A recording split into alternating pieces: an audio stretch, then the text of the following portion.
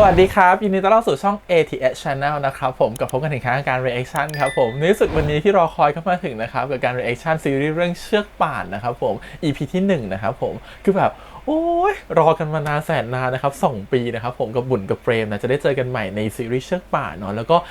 เราให้เห็นแล้วแหละเทรลเลอร์นะครับจริงๆมันคือซีรีส์ที่เหมือนกับว่าย้อนความคิดถึงดีกว่านะครับที่เราคิดถึงได้แดงกันเนาะซีรีส์ที่เป็นเรื่องแรกของสตูดิโอวาบิสบินะครับผมที่ทำขึ้นมาเนาะแล้วก็แบบโหเป็นแบบสร้างความประทับใจให้ใครหลายคนมากนะครับผมแล้วก็สร้างชื่อเสียงให้กับนักแสดงหลายๆคนนะครับผมแล้วก็ทำให้เราจดจำเนาะหลายๆคนที่อยู่ในเรื่องเนาะไม่ว่าจะเป็นแบบคุณพี่ดีนหรือพี่พามนะครับผมก็คือโอมกับฟลุกนะครับผมแล้วก็ทีมกับวินนะครับหรือว่าบุญกับเปรมนั่นเองนะฮะก็ทำให้เรารู้สึกว่าเราคิดถึงตัวละครเหล่านี้มากรวมถึงตัวละครอื่นๆอีกมากมายที่จะออกมาในเรื่องนี้นะฮะก็ถือว่าเป็นการเอาเชือกป่านขึ้นมาทำนะครับผมแล้วก็เป็นการเหมือนกับว่าให้เรารู้สึกนึกถึงบรรยากาศเก่าๆของตอนได้แดงไปด้วยนะครับผมคิดว่าน่าเป็นซีรีส์อีกเรื่องนึงเลยแหละที่ใครหลายคนน่าจะชอบมันอย่างมากๆนะครับผมแล้วก็น่าจะคิดถึงบรรยากาศเก่าๆแล้วก็คิดถึงความทรงจำที่แบบเราเคยประทับใจกับเรื่องนั้นมานะฮะแล้วก็คิดว่าเราคงจะได้เห็นโมเมนต์ของเฮียวินนะครับผมกับน้องทีมของเรานะครับผมว่าจะน่ารักขนาดไหนนะฮะ2 คนนี้จะได้สิ่งเฮียนะครับผมจะน่ารักขนาดไหนทีนี้ก็พูดกันก่อนละกันนะครับกติกาของการ reaction นะครับผมของที่ทางไอชี่กำหนดมานะครับก็คือว่า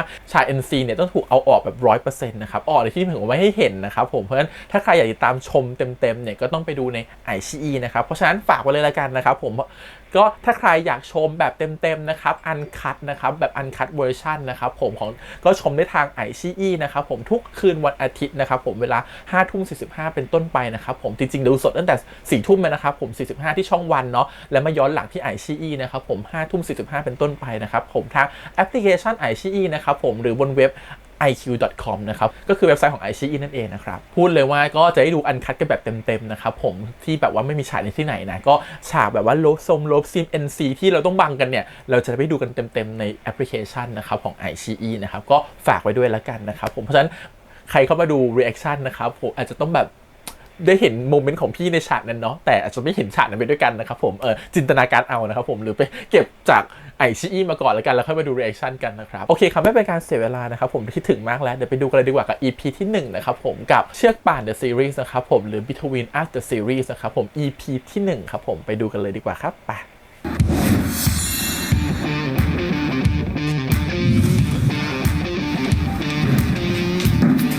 คือต้องยอมรับว่าฝุ่นกับเฟรมก็ดูดีขึ้นมากจาก2 ปีที่แล้วนะครับผมเราจะได้ดูเวอร์ชันแบบหล่อทั้งคู่นะครับเวอร์ชันนี้แบบหล่อสุดเฮียสายแล้ว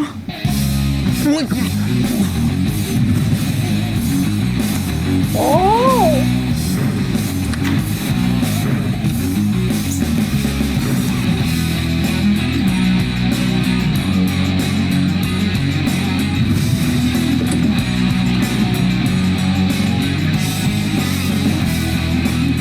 หุ่นหล่อก็ยังหล่ออย่างนั้นก็จะบอกหล่อเท่ยังไงก็ยังเท่อย่างนั้น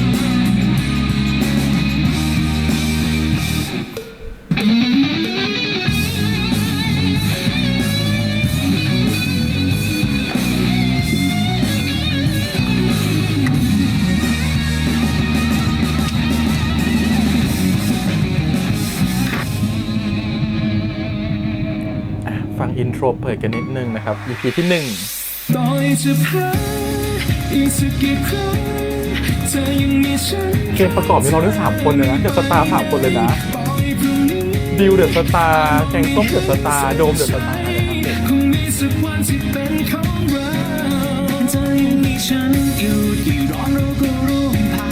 เราได้เห็นน้องมะนาวกับพี่ชึก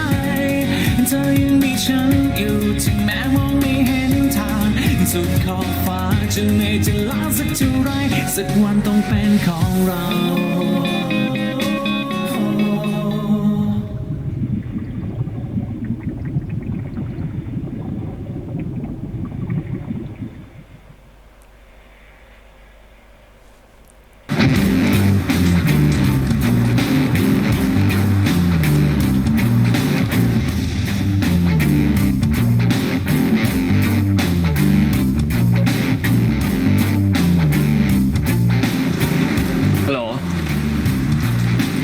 กูถึงละ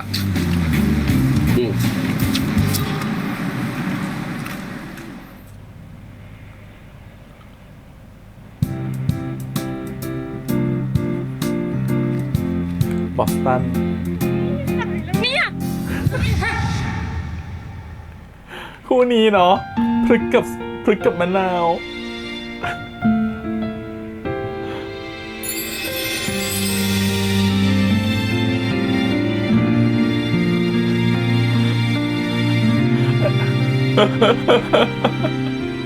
เป็นไรไหมครับ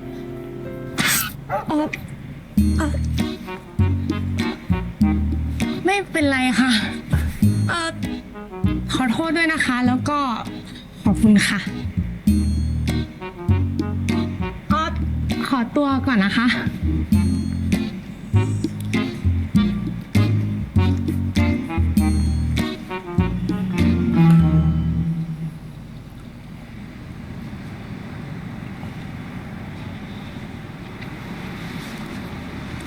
เดี๋ยวเจอกันนะ เป่าแดงกระเป๋าฟ้าให้นะ เอาสิเอาสิ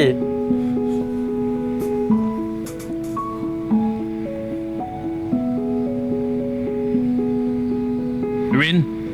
เร็วดีวะ เร่งจังวะ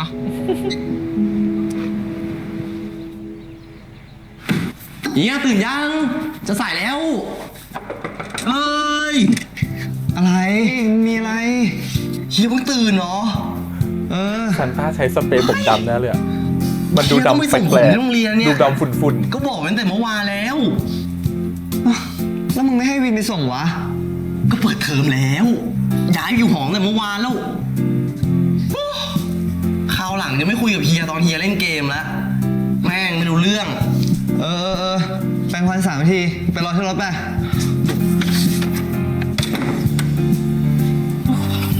ไหนวะ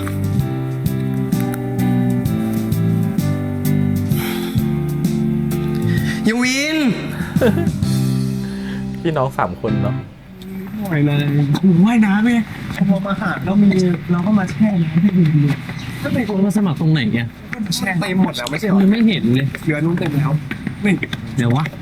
ดูดิหมดเต็มหมด แก๊ง ABC ใช่ไหม มีมึงขอโทษครับ ไม่เป็นไรครับ ไม่เป็นไร นี่อยู่ปี 1กันเหรอ ใช่ครับ เฮ้ย เราปี 1เหมือนกัน โอ้โหรุ่นพี่อ่ะ มาสมัครชมรมว่ายน้ำเหรอ แล้วสมัครเสร็จยังอ่ะ ยังเลยอ่ะพวกเราเพิ่งจะมาถึงกันกำลังจะเดินไปสมัคร เฮ้ย เฮ้ย งั้นขอไปด้วยได้ปะ เราชื่อทีมนะ เป็นเด็กทุนว่ายน้ำอ่ะ คุณว่าเด็กทุนเลยอ่ะโอ้โหเอ้ยเดี๋ยวนะ เด็กทุนต้องมาสมัครชมรมเองด้วยเหรอ นั่นดิ ก็เห็นเขาว่าอย่างนั้นน่ะ ไม่ได้มีอะไรต่างจากคนอื่น แล้วนี่ชื่ออะไรกันบ้างเหรอ เราเอ เราบีเราซีฮะโกหกปะเนี่ย ซับยังใส่เป็น ไม่ได้ บีที่เป็น โก บี หกพวกเราชื่อแบบนี้จริงๆ ซีทะเล เอชื่อเอบี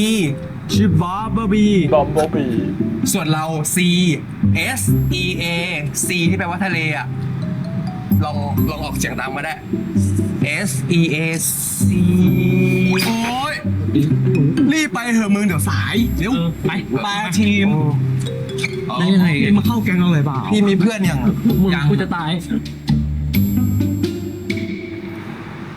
นี่เฮียงกลับหอมาไม่ครบ24 ชั่วโมงเลยนะทะเลาะกันแล้วเหรอ หยุดบ่นแล้วไปเรียนได้แล้ว เดี๋ยวก็สายหรอก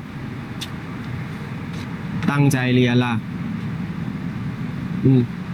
กับน้องดูอบอุ่นมากเลยเนาะ เฮียกับน้องทะเลาะกันอีกแล้วเหรอวะ บนโลกเนี้ย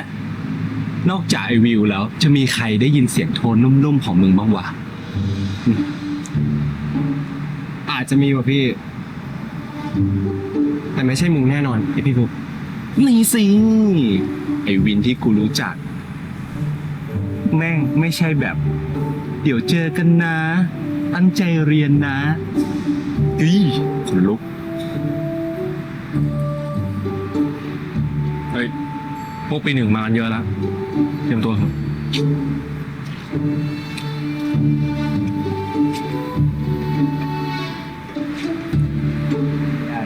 เ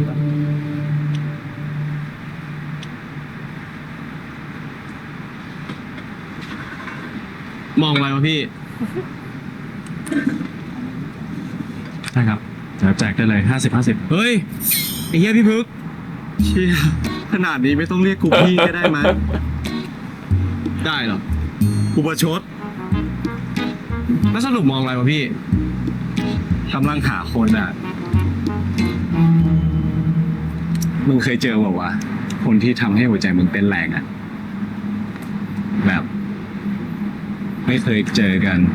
เจอแล้วแหละเจอ ไม่ แล้ว เค แห ย ละ คุยกัน เจอแล้วแหละต้องเป่าแดง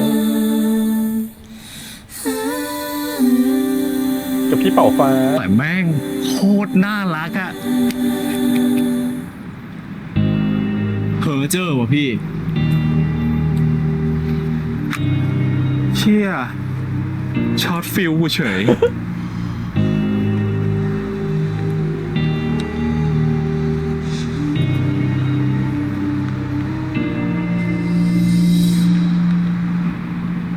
จะมาแนะนำตัวรู้จักคร่าวๆนู่นมีพลึก นี่ไอดีนประธานชมรม ส่วนกูวินรองประธาน และเนื่องจากปีนี้มีคนสมัครเข้าชมรมจำนวนมาก เราจึงจะมีการคัดเลือกเพื่อเข้าชมรม ใครที่ไม่ผ่านเกณฑ์ คุณอาจจะต้องหาชมรมใหม่นะครับ โอ้โหชิบหายแล้วมึง กูกะจะมาแช่น้ำเย็นๆเฉยๆอ่ะ มีการ์ตูนนี้ก็แย่ดีวะ เอาไงดีวะทีม แค่คัดเข้าชมรมอะเราว่าไม่น่ายากขนาดนั้นนะ อาจจะเป็นแค่วัดพื้นฐานอะ ลงมาเราอะไรเรามันห่างเหินเกินไป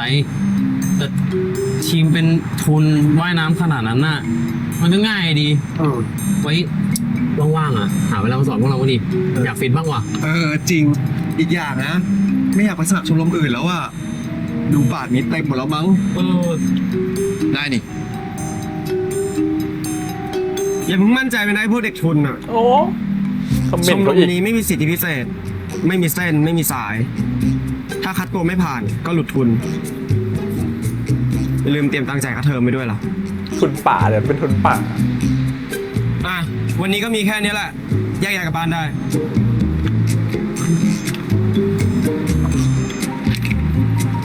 เฮ้ย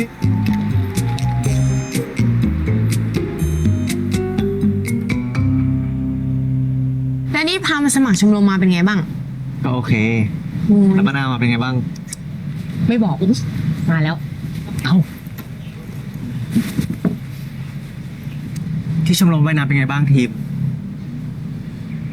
คนเยอะมากเลยอ่ะพามอันนี้ต้องไปคัดตัวอีกอ่ะถ้าไม่ผ่านก็ต้องหาชมรมใหม่ อุ้ยเหมือนของเราเลย คนเยอะมาก แต่ได้เจอพี่อเล็กซ์ด้วยอ่ะร้อนอ่ะอุ้ยแล้วเราก็ได้แสดงความสามารถพิเศษให้พี่อเล็กซ์ดูด้วยแหละ ไม่อยากจะคิดไม่อยากจะเชื่อ แล้วเป็นไง ผ่านไหม ระดับเราแล้ว ผ่านแน่นอน ก็ชมรมรับ30 คน แต่มีคนมาสมัครแค่25 คน เขาเลยรับหมดอ่ะ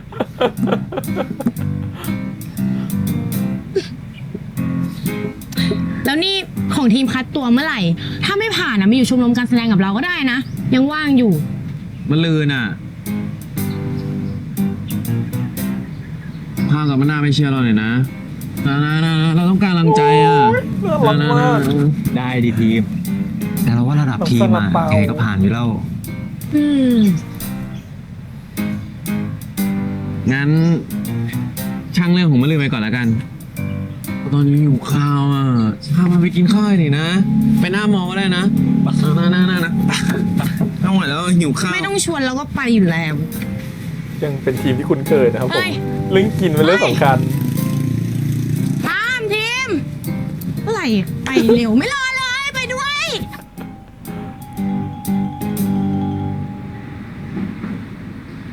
เขาอยู่หอเดียวกันใช่ไหมสองคนเนี้ยอะ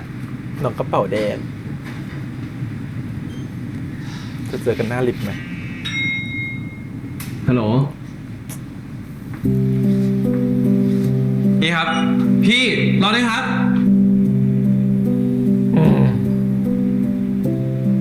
แม่งเอ้ย แค่นี้ก็รอไม่ได้ รองเท้าแดงด้วยอะ ไม่อยากอยู่บ้านกับเฮียว่านแล้วดิเฮีย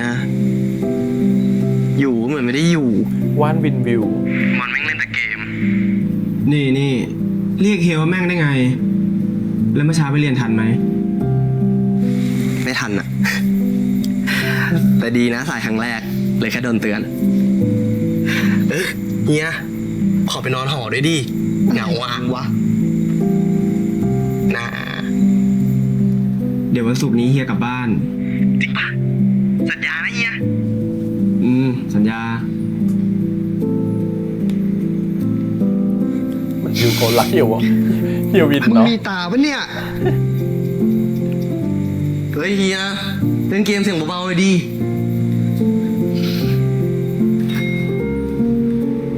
ซิมบ้านใหญ่โตนะตะโกนไปเถอะ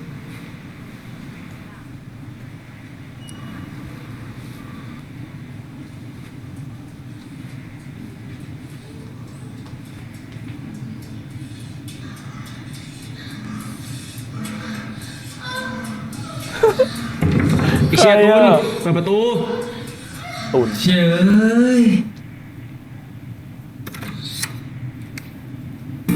โอ้ โทษที่มันขัดจังหวะ สุยอด มาลืมมึงว่างปะพอดีชมรมกูขาดคนอ่ะจะให้มึงมาช่วยหน่อย นี่รองประธานชมรมต้องมาเชิญกูด้วยตัวเองเลยเหรอเนี่ย มึงตอบไม่ตรงคำถาม ถ้าไม่ว่างกูจะได้หาคนอื่นมาแทน ในมหาลัยเนี้ยมึงจะหาใครที่วางกลยุทธ์เก่งได้เท่ากูอีกวะ มาลืนกูแค่คัดตัว กูแค่อยากให้มึงมาช่วยเป่านกหวีดแค่นั้นแหละ ไม่ต้องรบกวนสมองมึงหรอก เก็บไว้ใช้อย่างอื่นเถอะ มึงมาขอความช่วยเหลือกู แต่มึงมาด่ากูเนี่ยนะ มาลืนไม่ไปไม่เป็นไร แต่เข้าค่ายมึงต้องไป มึงก็มารับกูดิ เรื่องดิ มอไซค์กูไม่ได้ใครสอนมั่วซั่วเว้ย เออ กูเลยอยากรู้จริง ต้องสุดยอดหุ่นดีนะ ๆว่าใครหน้าไหนมันจะได้ซ้อนมอไซค์มึงวะ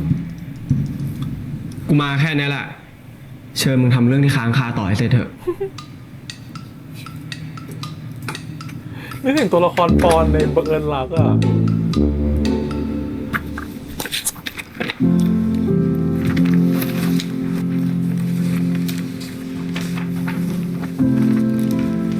เฮ้ยพรุ่งนี้ทีมคัดตัวนี่ กี่โมงอะหลังเลิกเรียนใช่ปะ ไม่นอยอย่างนั้นละ ทีม เป็นอะไรหรือเปล่าอ่ะ ไอทีม ทีม ฮะ เป็นไรปะเนี่ย ไม่สบายหรือเปล่า ไม่ได้เป็นไรอ่ะ เพราะแต่เมื่อกี้พูดอะไรนะ เราถามว่าพรุ่งนี้คัดตัวกี่โมง 4 โมงเย็นอ่ะ วิเลิกเรียนพอดี พามจ๋าเราไปด้วยกันนะ เราไปให้กำลังใจทีมกัน นะ จะไปให้กำลังใจทีมหรือว่าจะไปทำอะไรกันแน่ ไปให้กำลังใจทีมจริงๆ แต่ว่าที่เหลือเป็นผลพลอยได้ แล้วขอกลับก่อนนะ อ้าว แล้วไม่ไปกินข้าวด้วยกันก่อนเนาะ นัดไว้อ่ะ ลืมเหรอ วันนี้ปวดหัวนิดหน่อยอ่ะอยากกลับไปนอนพักอ่ะ ไปดีๆนะ ถึงห้องแล้วทักมาบอกในกลุ่มด้วยนะ ไปแล้วเจอกัน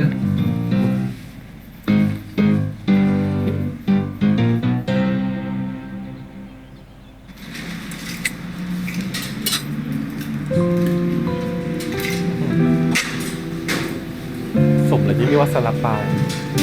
น้องขาวเกินเพื่อนมาก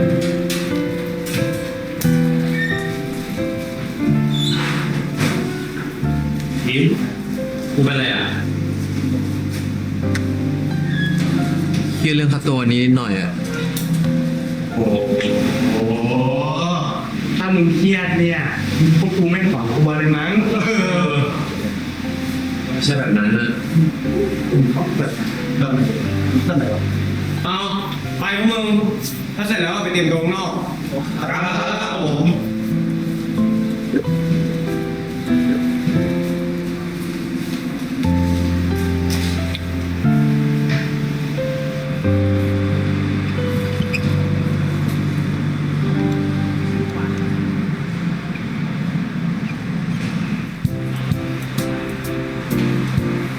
มะ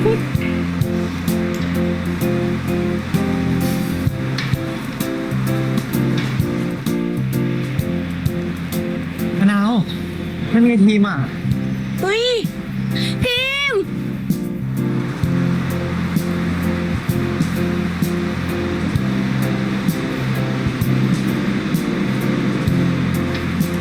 ก็น่าเครียดทุกเรื่องพี่โอมของเราเนี่ย โหพามดูคนนั้นดิแดดจริง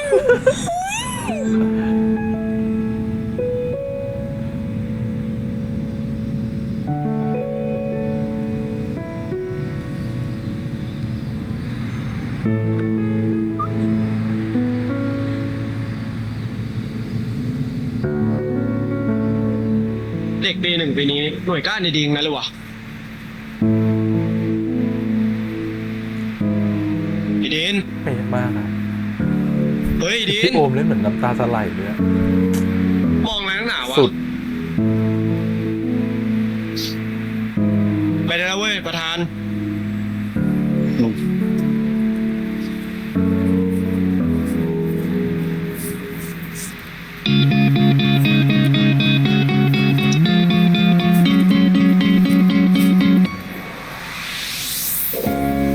ความรักเริ่มได้เลยพี่ ทุกคนประจำที่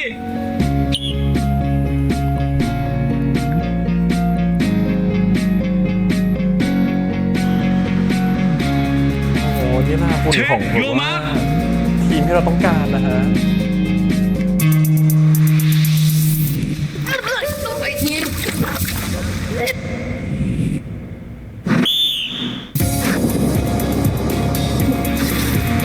ทุกคนมีความนักกีฬาเพิ่มขึ้นมาบ้างนะครับตอนที่เป็นได้แดงยังไม่ได้หุ่นนักกีฬา พิมพ์สู้ตายไปไปพิมพ์ไป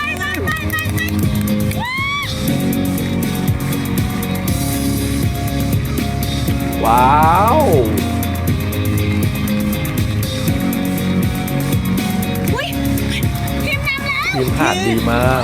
ไปเรียนมา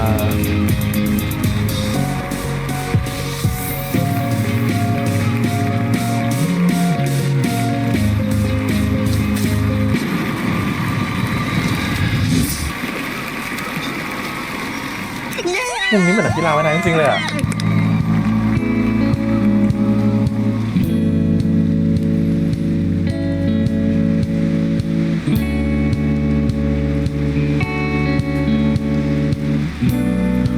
ฝุ่นหลอก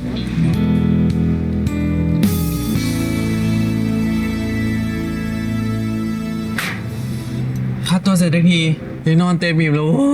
ย แล้วทำไมก่อนคัดตัว ไม่นอนอ่ะ เออ เครียดเหรอ มีหน้าล่ะ ช่วงก่อนน่ะ เราถึงเห็นทีมสีหน้าไม่ค่อยโอเคเท่าไหร่เลย ก็นิดนึงอ่ะ ช่วงก่อนแข่งเราเป็นแบบนี้ทุกที คิดแล้ว แต่ทีมก็ทำได้ดีจะตาย เข้าเส้นชัยก็ได้อันดับ1 จริงด้วย ทีมไม่เห็นต้องกดดันตัวเองเลย อืม ครับป๋า ขามา เดี๋ยวทีม อาทิตย์หน้าเรามีไปเข้าค่ายกับทางชมรมนะ เห็นรุ่นพี่บอกว่าเป็นค่ายเกี่ยวกับกระชับมิตรอะไรสักอย่างนี่แหละ อ๋อ ค่ายของชมรมว่ายน้ำ ดูได้ไง แล้วทำไมพามรู้อ่ะ อืม นี่แอบไปคุยกับใครมาปะเนี่ยอันนี้ แอบไปคุยกับใคร ทั้งชมรมรู้จักแต่ทีมคนเดียว ก็พี่ดีนไง พี่ดีนคนที่เราเคยชี้ให้ดูอ่ะ แล้วเราจะไปคุยกับพี่ดีได้ยังไงเรามะนาว ชมรมว่ายน้ำเนี่ยเขาให้ชมรมเราทำอาหารว่างให้ต่างหาก ไม่ได้ไปคุยกับใครสักหน่อย อีกอย่างนะ เดี๋ยวพรุ่งนี้เนี่ยเราก็ต้องไปเตรียมซื้อของทำขนมแล้วเนี่ย โห นี่เราจะได้กินขนมฝีมือพามีแล้วเนี่ย แค่คิดก็หิวแล้วอ่ะ เฮ้ย ถ้าหิว โอ้ย ก็กิน น่ารัก ข้าวตรงหน้าไปค่ะ ตั้งไว้จนแมลงวันมาไข่จนบินแล้วกลับมาไข่ใหม่อีกรอบไหมเนี่ยมัวแต่พูด ครับหมา กินไหม ยินดีหิวเนี่ย แบ่งให้1 คำ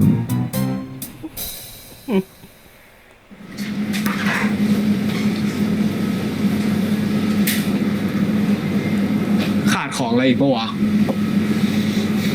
ยาสามัญก็ซื้อแล้ว ห้ามของมึนเมาเด็ดขาด โหนิดๆหน่อยๆเองมึง อย่าเคี่ยวดิวะ มึงพอเลยไปหาซื้อน้ำมันลมกับน้ำเปล่าปะ เออ น้ำเป็นแพ็คอยู่ฝั่งนู้น อุ้ย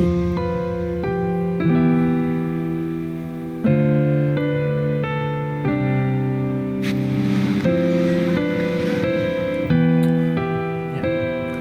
เชลฟ์วางของก็ไม่เอื้อต่อ น้องตัวเล็กเลย ขอบคุณครับ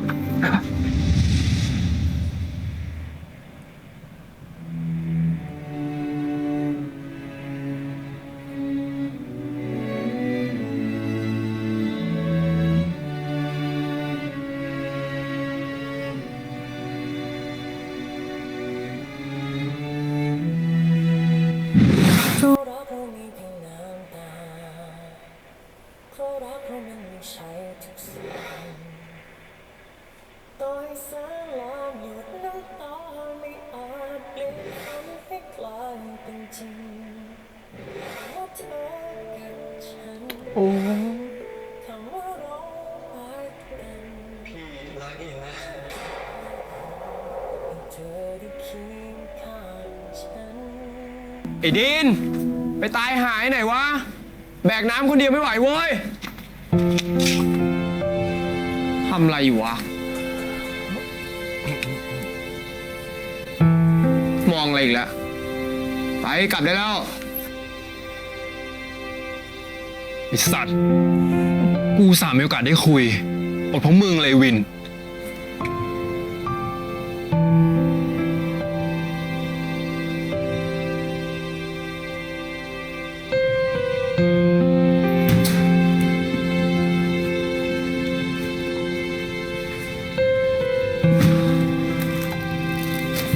ไอ้ดินมึงว่ายังขายอะไรปะวะ ไอ้ดิน เฮ้ยไอ้ดินมึงเป็นอะไรของมึงอะ เปล่าอ่ะ เอาเดินดี แล้วเปียจังเลยฮัลโหลพามพามทำไมเสียงเป็นงั้นน่ะ นี่พามอยู่ตรงไหนอะรออยู่ตรงนั้นนะ เดี๋ยวเรารีบไป พี่ผมขอตัวนะครับ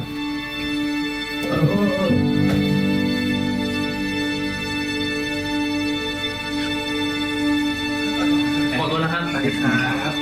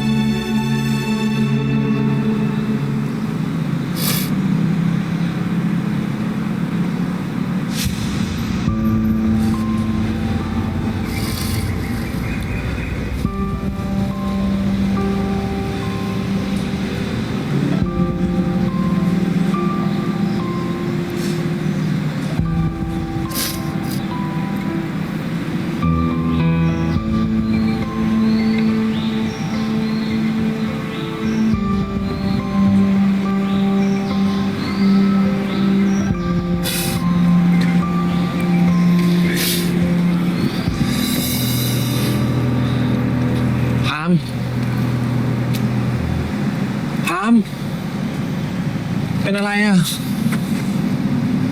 ร้องไห้ทำไม ๆ ก็ไม่รู้ว่าที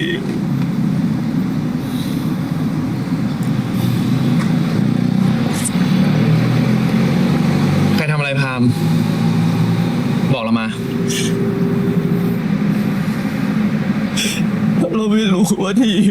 เราไม่รู้จริงๆอะ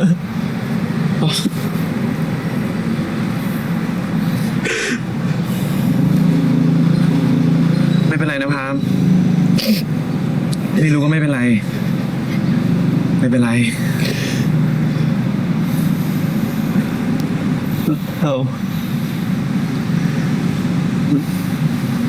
เราเจอพี่ดีนอะแล้วอยู่ดีๆเราก็ร้องไห้อะเราไม่รู้ว่าเราเป็นอะไรทีมค่อยๆคิดนะพามไม่รู้ว่าไม่เป็นไรพามค่อยๆคิดนะพาม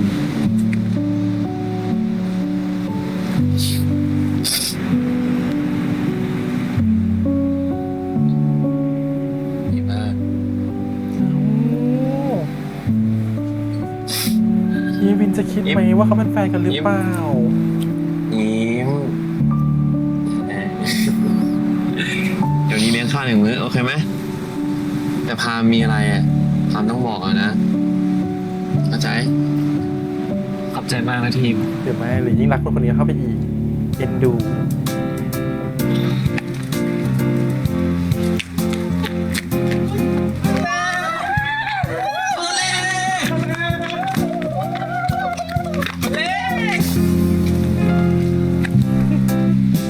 เฮ้ย พวกมึงอะสนุกกันพอยัง กูไม่ได้พาพวกมึงมาเที่ยวนะเว้ย ค่ายเนี้ยมาเพื่อฝึกระเบียบวินัย ถ้าแค่นี้พวกมึงยังมีระเบียบวินัยกันไม่ได้ คนที่ต้องตามมาเองเพราะตื่นสายจะต้องตกรถเนี่ยกล้าพูดเรื่องระเบียบวินัยด้วยหรือไงวะ อุตส่าห์ช่วยค่ายพี่นะ ด่าซะอายน้องมาเลยเนี่ย เรื่องที่กูให้มึงมาจัดการอ่ะ เป็นไงบ้าง อยู่ในนี้หมดแล้วครับ อยู่ในนี้ หรือมึงไม่ได้เตรียมมากันแน่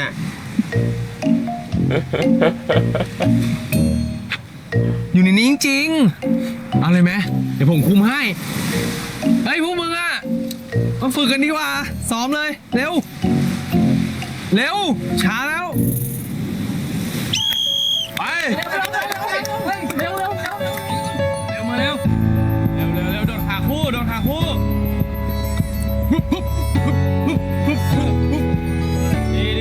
ไปต่อเลยไอ้บีเร็วส่งแรงหน่อยดิไหลอ่อนวิ่งรัดดิเร็ว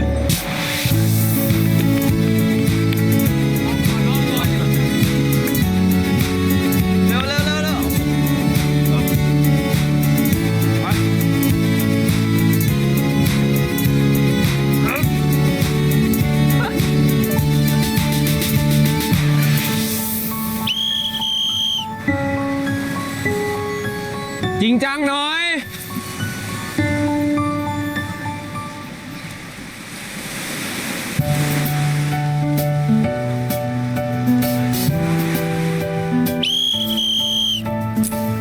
วันนี้พอแค่นี้แหละกลับไปพักผ่อนให้เต็มที่ แล้วมากินข้าวเย็นพร้อมกันตอน6 โมง พักได้ คือแบบว่าขยะเยอะมากอะทะเลเนี่ยไม่ว่ายไปในขยะเข้าปาก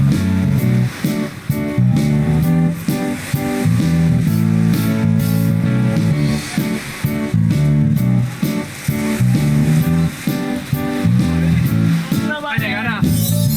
เฮ้ย อะไรพวกมึงเนี่ย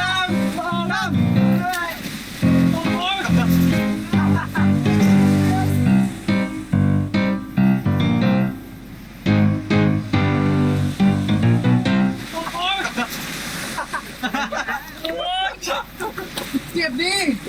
อะไรวะโอ้ยอะไรวะเป็นอะไรอ่ะเจ็บดิเนี่ยอะไรวะไหนอ่ะไปโอ้โห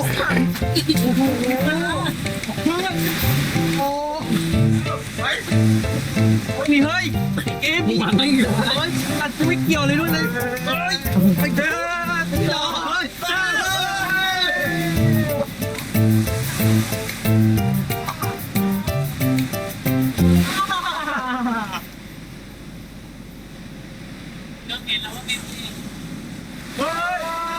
มุกซ้ำแล้วเพื่อน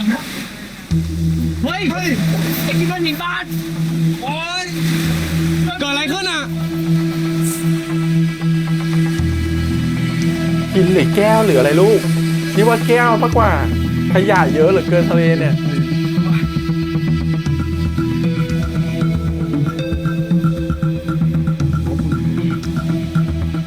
เดี๋ยวพวกมึงเข้าไปขอกล่องพยาบาลข้างในมา เดี๋ยวนี้กูดูเอง ครับ ไปนี่ไปมึงไป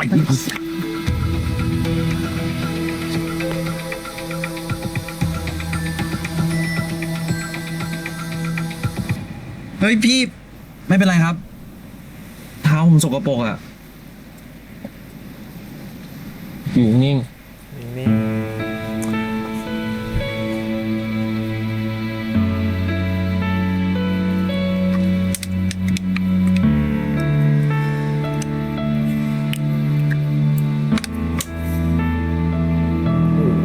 แผลยาวด้วยเหรอ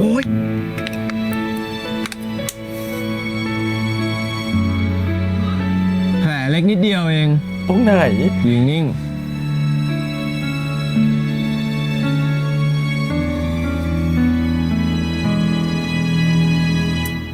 ถ้าพรุ่งนี้มึงเดินไม่ได้ ก็ไม่ใช่ข้ออ้างที่หยุดฝึกนะเว้ย ใช่ร้ายอีกแล้วโหดอีกแล้ว แผลเล็กนิดเดียว เดี๋ยวอีก10 นาทีผมก็วิ่งรอบรีสอร์ทได้แล้วครับ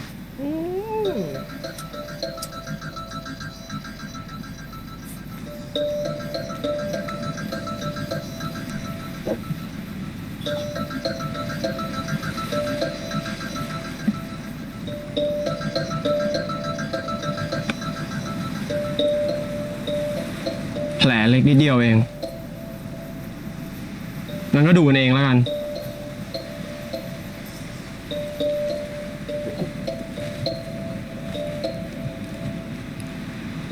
พี่วินครับ ขอบคุณนะครับ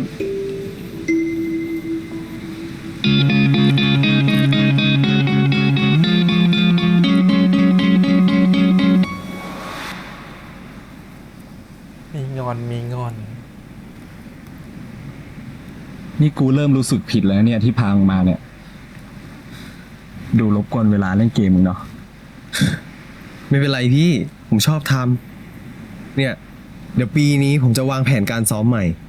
เอาให้มหาลัยเราได้ที่ 1ของประเทศเลย แล้วส่งน้องไปทีมชาติเชี่ยตีดิวะ ไม่เข้าเรา กูเห็นภาพเลย ที่วิวบ่นอย่างเฮียว่านี่กูฟังอะพูดคำแหกปากเล่นเกมคำแม่งเป็นงี้นี่เอง ถ้าแม่งไม่ติดว่าสมองแม่งดีนะ พี่ผมเล่นเกมนะไม่ได้หูหนวก ถ้าพี่จะด่าผมใกล้ขนาดเนี้ยวันหลังมาตะโกนใส่หูผมเลยก็ได้ กูก็ด่าให้มึงได้ยินนี่แหละ เฮ้ย แล้วนั่นไอ้ดินไปทำอะไรตรงนั้นวะ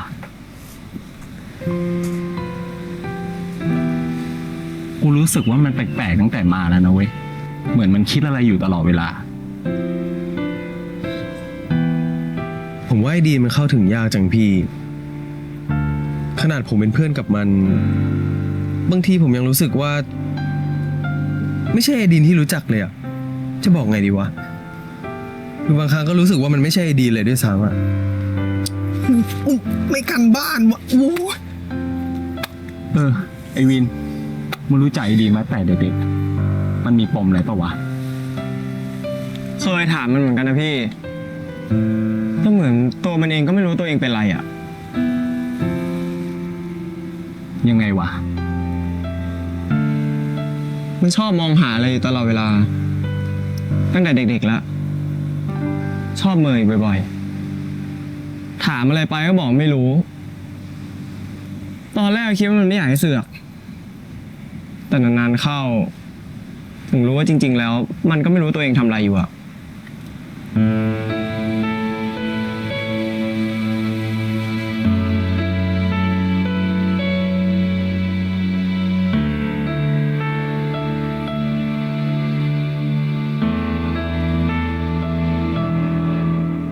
โอ้โห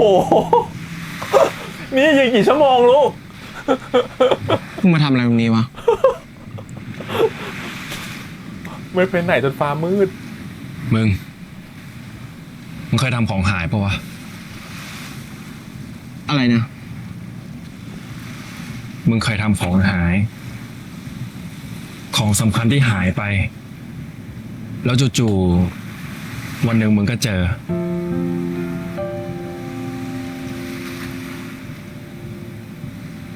กูไม่เคยทำของหายวะไม่ดิ ถึงหาย กูก็ไม่ได้ใส่ใจอ่ะเพราะกูไม่เคยมีของสำคัญ ตอนนี้กูรู้สึกเหมือน เจอแล้ว ที่มึงคอยมองหาตลอดเลย มึงรู้เหรอ กูรู้จักมึงมาตั้งกี่ปีไอ้ดีน มึงคอยมองหาอยู่ตลอด กูจะไม่รู้ว่ามึงมองหาอะไรก็เหอะ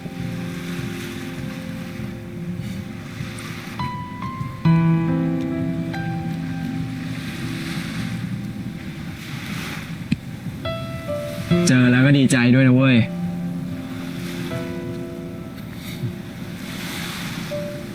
แล้วมึงอะ ก็อย่างที่กูบอก กูไม่เคยมีความสำคัญหรอก กูว่า มึงไม่อนุญาตให้อะไรสำคัญต่อชีวิตมึงเลยมากกว่า ชอบประโยชน์นี้จัง มันเป็นแบบนั้นละมั้ง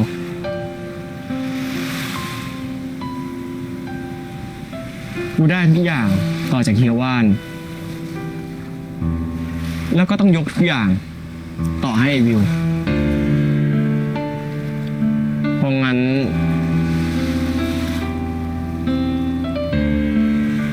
มันไม่เคยมีอะไรเป็นของกูตั้งแต่แรก ไอ้วิน แล้วก็ไม่เคยมีอะไร ที่จะอยู่กับกูตลอดไป มึงจะใช้ชีวิตแบบนี้ตลอดไปไม่ได้หรอกนะเว้ย หรอวะ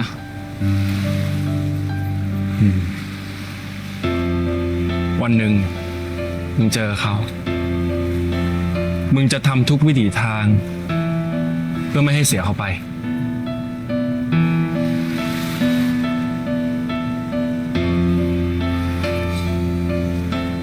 ปะ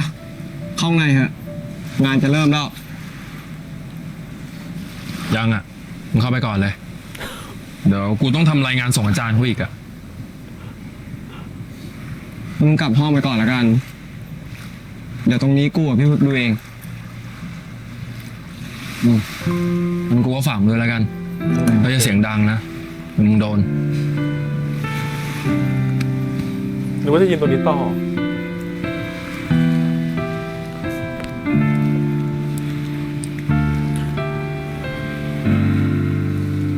ไปชนพี่ ขอนี้ดิ เอ้าไปไหนมา กูไปอาบน้ำเปลี่ยนเสื้อผ้ามา ผมนี่เท่มากเลยอ่ะ มันเหมือนไอ้นี้มันเหมือนสว่างกว่าตอนเมื่อกี้อ่ะ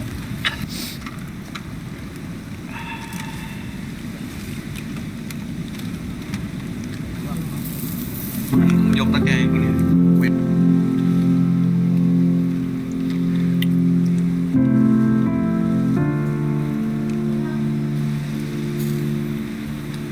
สายหน่อยแล้วนี่มึงเอาชิ้นนี้ไป กูมีของเด็ด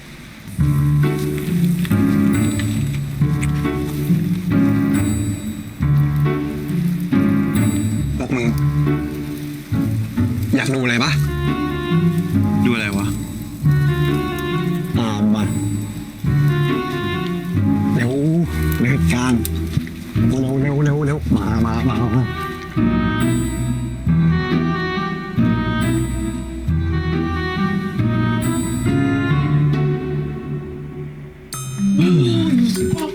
ไม่ไหวเหรออะไรวะ มึงอย่าลีลาดิเอามาให้พวกกูดูได้แล้ว อะไร เล่านอกเหรอวะ แต่ถ้าไม่เด็ดจริงอ่ะ กูจะกลับไปแดกต่อนะ ยิ่งกว่า คลิปใหม่ อ๋อ ล่า เซ สุ อ ด ร์เลอร์คลิปโพสใช่ไหม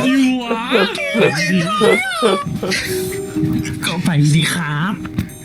นี่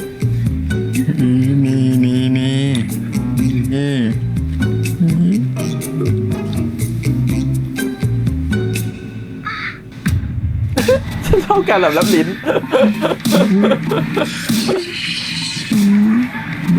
ไม่บอก อุ้ยอุ้ย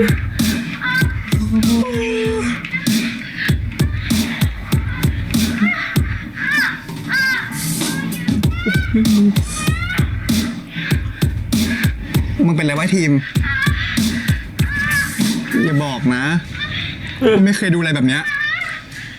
นี่มึงดูครั้งแรกเลยเหรอวะ น้องใส ไอเด็กนี่อ่ะเด็กน้อย ไอ้บี เอากุญแจห้องมา กูจะกลับห้อง โอ้ยจะรีบไปไหนอ่ะ มึงดูต่อให้จบก่อนดินี่อย่าบอกนะว่ามึงไม่ไหวแล้วอ่ะ ไอ้บี เอากุญแจห้องมา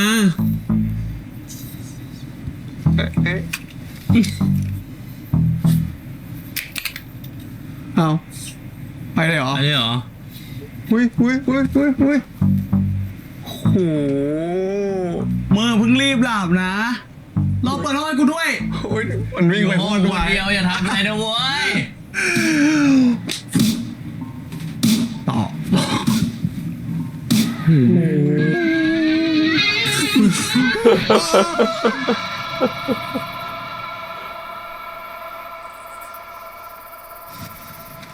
ทำไมห้องมันไกลจังวะ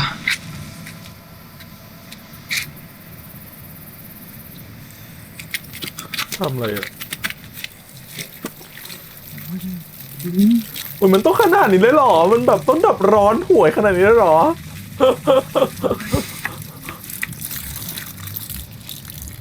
มึงทำอะไรเนี่ย เดี๋ยวก็ไม่สบายหรอก ทีวิน กูเองแล้วนี่มึงทำอะไรอยู่ เดี๋ยวแผลก็เปียกหมดหรอก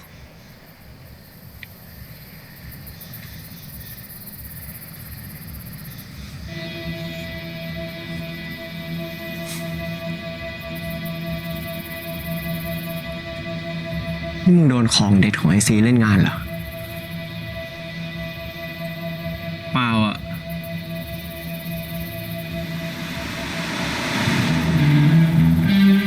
อีพี่นี่ก็รู้ดีนะ ร้อน ที่เห็นแค่นี้รู้เลย ประสบการณ์สูง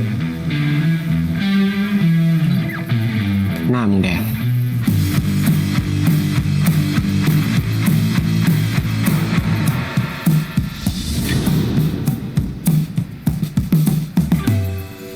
แล้วมึงก็หายใจแรงมากด้วย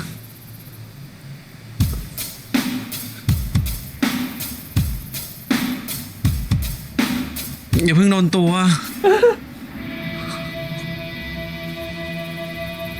อุ้ยอย่าทำน้อง น้องไม่รู้เรื่อง น้องใส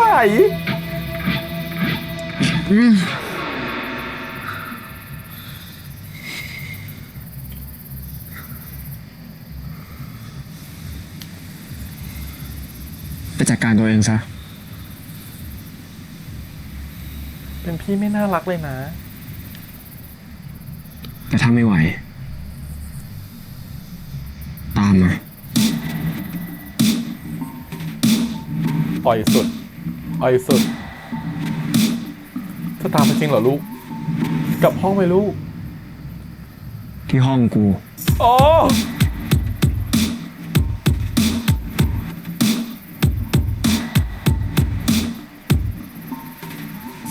เอาลูกก็ตามเข้าไปเนาะ โอ้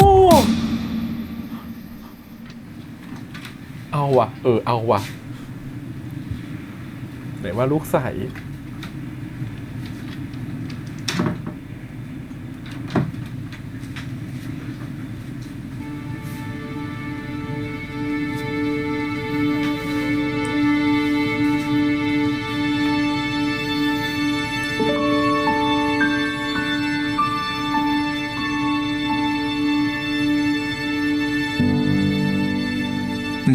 กี่แก้ว ก่อนว่าเมาไหม 3ครับ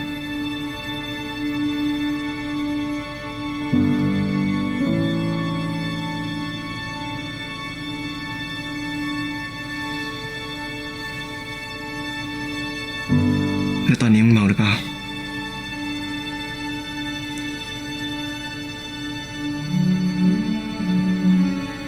ไม่ครับ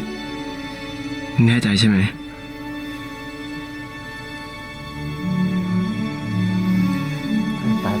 ตายใช่ไหมไม่รอด มึ พี่ งต แน่ อบ เลย คำถามกูมามึงมีแฟนหรือยัง พี่เล่นอะไรอ่ะ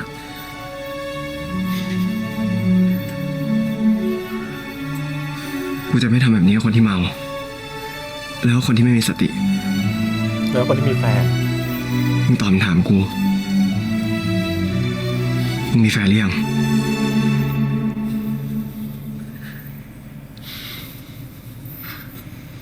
ไม่มีครับ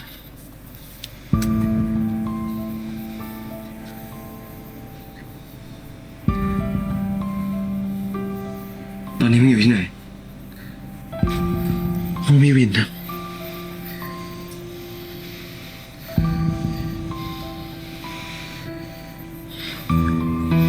ข้อสุดท้าย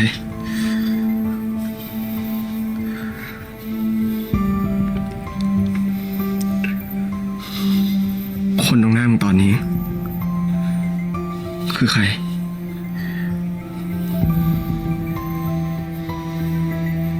พี่วินครับ โอ้ตายเสร็จพี่บินไปเรียบร้อยแน่นอนโอ้ยจูบกันแล้วโอ้ยโอ้ยโอ้ยโอ้ย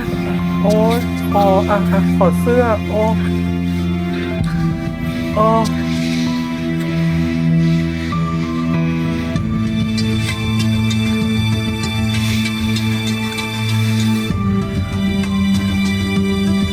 นี่มันดีนะงานภาพสวยดีสโลว์ดี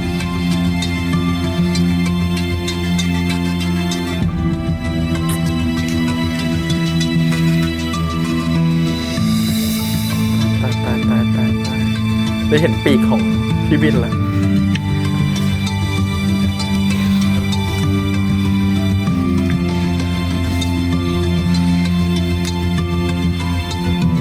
โอ้ยตาย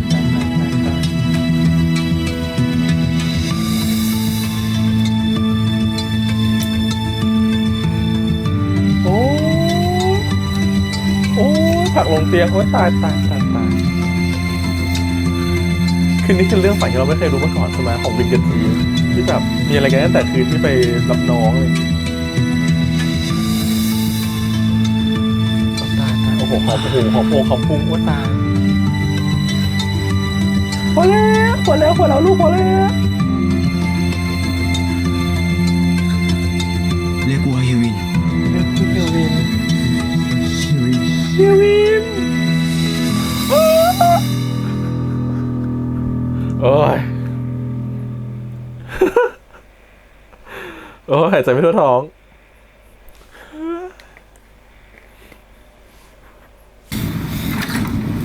ไงคนป่วย มาไม่หยุดเลยครับ เจอคนที่มึงตามหายัง เอาเฮียทำไรเนี่ย ไปด้วย ขอโทษนะคะ ใช่พี่ปุ๊กปะคะ ใช่ครับมึงอยากเล่าอะไรให้กูฟังไหม ถ้ามึงเล่าให้กูฟัง กูก็ได้แค่ฟังกูไม่รู้จักมึง หรือว่าคืนนั้นรู้สึกไม่ดี ตรงนี้มีกล้องตอบให้ได้ดีกว่า พี่กระเป๋าน้ำเงินน้องกระเป๋าแดงจ้ะโอเคครับผม EP 1เนาะจบไปแล้วดีชอบเปิดตัวได้ดีมากนะครับผมปังชอบมากคือเรารู้สึกว่าเอาพูดเรื่องราวก่อนแล้วกันนะฮะ รู้สึกว่าเขาทำแบบต้องบอกว่าทำมาได้ดีนะตรงที่ว่าเขายังเก็บความเป็นด้ายแดงอยู่นะครับผมเพื่อจะให้ตัวละครมีความลิงก์ถึงกันเนาะเนื่องจากว่าตัวละครของทีมกับวินเนี่ยมันเดินคู่ขนานไปกับตัวละครของดีนกับพามเพราะฉะนั้นเนี่ยมันก็ต้องเล่าฝั่งดีนกับพามด้วยนะมันจะทิ้งดีนกับพามไปไม่ได้อีกอย่างนึงมันทำให้รู้สึกว่าเรานึกถึงบรรยากาศเก่าๆแล้วก็เอาความเป็นด้ายแดงของดีนกับพามกลับมาด้วยนะฮะแต่ชอบที่มันบาลานซ์ความเรื่องราวได้ดีตรงที่ว่าตอนเราดูด้ายแดงเนี่ยก็จะมีบทของวินกับทีมมาให้เรารู้สึกว่ามีความแบบสองคนนี้เนาะเชียร์อัพอยู่เนาะรู้สึกว่าสองคนนี้จะเป็นแฟนกันหรือเปล่านู่นนี่นั่นอะไรอย่างเงี้ยพอมาถึงเรื่องของเชือกป่านที่วินกับทีมเป็นคนลีดอย่างเงี้ยก็จะมีเรื่องของดีกับพาเป็นเหมือนกับเป็นตัวบทรองไปด้วยนะครับผมซึ่งก็เอามาใช้ในเรื่องได้ดีพอดูดีเลยเพื่อจะมาทำให้ตัวละครมันมีแบบแรงพุชนะครับผมแล้วก็เอามาใช้ในการเล่าเรื่องของตัวละครของฝั่งวินกับทีมด้วยนะฮะซึ่งมันเลยต้องเอา2ตัวละครเนี่ยมาใช้ในเรื่องนี้ด้วยถามว่าถ้าเอาทำมาได้ดีไหมโดยการที่พอเอา2ตัวละครนี้กลับเข้ามาสำหรับเราทำได้ดีนะเพราะว่ามันบาลานซ์เพราะนั้นบาลานซ์บทออกมาได้ดีโดยที่ว่าน้ำหนักส่วนใหญ่ของบทในเรื่องนี้ก็ยังถูกส่งไปที่ตัววินกับทีมอยู่นะครับผมแม้จะมีดีนพามาบ้างใน EP 1จะเยอะหน่อยเพราะว่ามันต้องเป็นการปูเรื่องเนาะสำหรับเรารู้สึกว่าเป็นการปูเรื่องที่น่าสนใจตรงที่ว่าถ้าคนไม่เคยดูได้แดงมาก่อนเลยแล้วก็มาดูเชือกป่านเป็นเรื่องแรกเนี่ยคนก็จะสนใจในตัวละครของดีนพามด้วยโดยที่รู้สึกว่ามันแบบคู่นี้ยังไงนะแต่คนจะรู้ทันทีว่าคู่นี้เป็นคู่รองไม่ใช่เป็นคู่หลักในเรื่องนี้ด้วยความที่บทมันถูกหลีดไปที่ฝั่งวินกับทีมมากกว่านะครับผมแต่คนรู้สึกว่าเรื่องนี้มันน่าสนใจนะทำไมเขาเป็นอะไรกันมาตั้งแต่ชาติปางก่อนนะเขาเห็นภาพอะไรในหัวนะสำหรับคนที่ไม่เคยดูมาก่อนจะรู้สึกว่ามันน่าสนใจซึ่งต้องยอมรับว่าฉากที่เจอกันในห้างแล้วก็มีการแฟลชแบ็กไปในอดีตแล้วก็ใช้เพลงประกอบช่วยได้เยอะมากและช่วยในการเล่าเรื่องได้เยอะมากถ้าคนไม่เคยดูมาก่อนจะมีความสงสัยว่าตกลงนี่เขาร้องไห้กันเพราะอะไรแล้วทำไมตัวละครของพามต้องมาร้องไห้กับตัวของทีมด้วยอะไรเงี้ยคนก็จะงงไปก่อนนะครับผมคิดว่าเดี๋ยวเรื่องจะค่อยเล่ามากขึ้นใน EP ต่อๆไปเงี้ยแต่การที่เอาตัวละครของทีมพามมามันช่วยทำให้ตัวละครของวินแล้วก็ทีมดูมีมิติมากขึ้นเพราะพามนี่เป็นเพื่อนของทีมเนาะส่วนดีนก็จะเป็นเพื่อนของตัววินพอมาเป็นเพื่อนกันเนี่ยเราจะเห็นเลยมันจะมีแรงส่งถึงกันตรงที่พามก็จะมีความเกี่ยวข้องกับทีมตรงที่ว่าความเป็นเพื่อนสนิทนะครับการที่เอาพามเข้ามาเราคิดว่าเดี๋ยวบทของอนาคตของทีมก็จะมีความที่ช่วงสับสนในความรักช่วงสับสนในความรู้สึกของตัวเองแล้วก็ต้องมาปรึกษาพามนะฮะพามซึ่งพามก็จะช่วยในส่วนนั้นรวมถึงตัวทีมเองก็จะช่วยฝั่งพามด้วยเหมือนกันว่าพามไม่รู้ตัวเองเป็นอะไรตอนนี้อย่างเงี้ยทีมก็เหมือนเป็นเพื่อนที่สนิทเนาะมันทำให้มันส่งถึงความน่ารักของตัวทีมด้วยทำให้เห็นว่าตัวละครทีมมันมีอีกด้านนึงเนาะที่แบบมันน่ารักที่ดูแลเพื่อนอะไรเงี้ยซึ่งชอบที่เหมือนกับให้เฮียวินมาเห็นในฉากว่าแบบเขาก็ดูเป็นเพื่อนกันนะดูสนิทกันแต่ก็เข้ามาทำให้วินสงสัยด้วยเหมือนกันว่าตกลงเนี่ยเขาเป็นมีความสัมพันธ์พิเศษกับตัวทีมหรือเปล่ามันทำให้ฉากตอนที่จะมีอะไรกันวินต้องมาถามว่ามีแฟนหรือยังเป็นการเช็คอีกทีนึงสำหรับเรามันทำให้การที่มีบทพาเข้ามามันช่วยส่งหลายบทของฝั่งตัวทีมและวินเหมือนกันเช่นกันดีนเข้ามาเพราะอะไรดีนเข้ามาก็มีเรื่องของเขาคือดีนกับพามเนาะอีกอย่างนึงเขาเป็นประธานชมรมมันจะขาดเขาไม่ได้แล้วมันก็ส่งเรื่องบทของวินด้วยเพราะเราก็เข้าใจว่าการที่ดีนได้เจอความรักแล้วได้เจอพามแล้วเขาจะเหมือนกับแบบเขาเจอของที่หายไปเขาจะมีความสุขและเขาก็เหมือนกับว่าเขาเจอสิ่งที่เป็นความสุขและของสำคัญของเขาแล้วพอเขาเจอสิ่งนั้นแหละเขาก็อยากจะให้เพื่อนเขามีสิ่งนั้นด้วยเหมือนกันมันเขาจะเป็นตัวละครที่คอยมาไกด์ไลน์เส้นทางของเพื่อนเหมือนกันหรือให้คำตอบว่าสิ่งที่เพื่อนรู้สึกอยู่ตอนนี้คืออะไรเพราะฉะนั้นประโยคแรกของ EP นี้เลยก็คือเด็ดมากเหมือนกันนั่นคือการที่เขาถามเพื่อนว่าเขาเจอสิ่งสำคัญแล้ววินเจอสิ่งสำคัญนั้นหรือยังอยากให้วินเจอสิ่งนั้นเหมือนกันนะแล้วมันทำให้เราเข้าใจตัวละครวินมากยิ่งขึ้นด้วยว่าทำไมวินถึงไม่อยากเจอสิ่งนั้นเพราะว่าเราได้เห็นแบ็กกราวด์ของตัวละครวินจากการที่คุยกับดีนเนาะว่าจริงๆแล้ววินเขามีแบ็กกราวด์2อย่างที่สำคัญเลยคือ1เขารู้สึกว่าไม่มีของใดสำคัญกว่าตัวเขาเลยไม่ให้ยกสิ่งใดขึ้นมาสำคัญกว่าตัวเขาเพราะเขาไม่เคยมีอะไรเป็นของเขาเองเลยนอกจากตัวเองเนื่องจากของที่เขามีเนี่ยก็ถูกส่งต่อมาจากพี่ว่านแล้วก็ถูกส่งต่อไปให้น้องวิวเพราะฉะนั้นมันไม่มีอะไรเคยเป็นของเขาจริงๆจังๆของสำคัญมันไม่มีที่เขาต้องเก็บเอาไว้เพราะฉะนั้นของสำคัญที่สุดในชีวิตเขาคือตัวเขาเองนะฮะอันนี้ก็รู้สึกว่ามันเป็นประโยชน์ที่คุยกับดีนแล้วมันส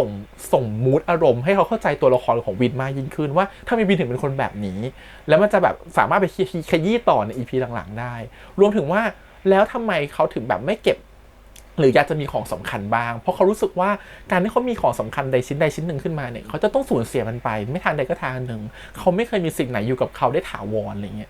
มันทำให้ตัวละครรู้สึกว่าฉันไม่กล้าจะรักจริงๆแล้วเขาเป็นคนรู้สึกแบบอยากจะมีรักนะเจอคนที่ชอบแล้วแต่เขาก็กลัวว่าเขาจะแบบเก็บของสำคัญไว้ไม่ได้เราคิดว่าป ประเด็นหลักๆตรงเนี้ยหรือคีย์เวิร์ดตรงเนี้ยจะสามารถที่จะไปเล่นต่อในบทของความสัมพันธ์ระหว่างวินกับทีมได้เลยเมื่อถ้าเขาเสียทีมไปเขาจะรู้สึกยังไงหรือว่าเขาจะยอมให้ทีมเป็นแฟนเขาจริงๆหรือเปล่าอะไรเงี้ยเขาจะเปิดใจให้ทีมไหมหรือจริงๆแค่ความสัมพันธ์วันนี้ EP 1เป็นความสัมพันธ์ที่ฉาบฉวยเฉยๆแค่เป็นความ